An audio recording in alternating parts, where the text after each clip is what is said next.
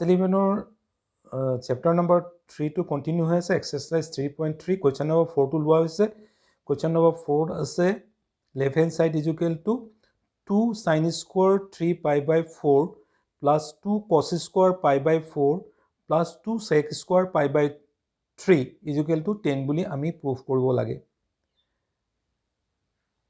ta left hand side to likhi luisu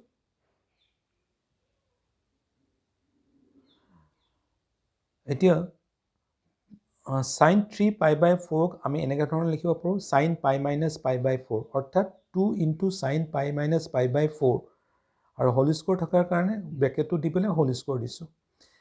এটা cos pi by 4 ৰ মান দিছো 1 by root 2 তা যেহেতু স্কয়াৰ আছে 1 by root 2 হোল স্কয়াৰ হ'ব 2 into 1 by root 2 whole square 2 into sec pi by 3 মান হৈছে 2 স্কয়াৰ থকাৰ কাৰণে 2 স্কয়াৰ হৈছে 2 into 2 স্কয়াৰ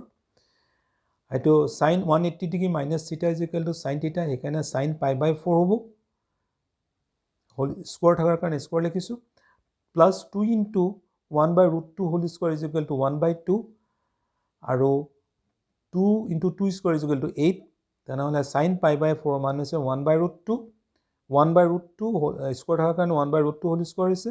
আৰু 2 2 cancel যাব 1 plus 8 is equal to 9 হ'ব তেনেহলে 2 into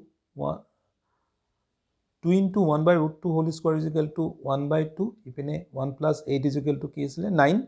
আর 2 2 cancel হ'ব 9 plus 1 is equal to 10 আমাৰ অংকটো কৰা হ'ল equal to আমাৰ right hand side হ'ব next অংকটো লৈছো question number 6 ত আছে cos pi by 4 minus x into cos pi by 4 minus y minus sin pi by 4 minus x into sin pi by 4 minus y is equal to sin x plus y এতিয়া আমি ইয়াত pi by 4 minus x is equal to আমি a বুলি বিবেচনা কৰিব লাগিব আৰু b is equal to pi by 4 minus y এতিয়া a plus b is equal to হ'ব এটো cos a cos b minus sin a sin b আছে তাহলে আমাৰ ফৰ্মুলাটো আছিল cos a plus b এখানে a plus b আগতে ক্যালকুলেশনটো কৰি লৈছো pi by 4 minus x plus pi by 4 minus y is equal to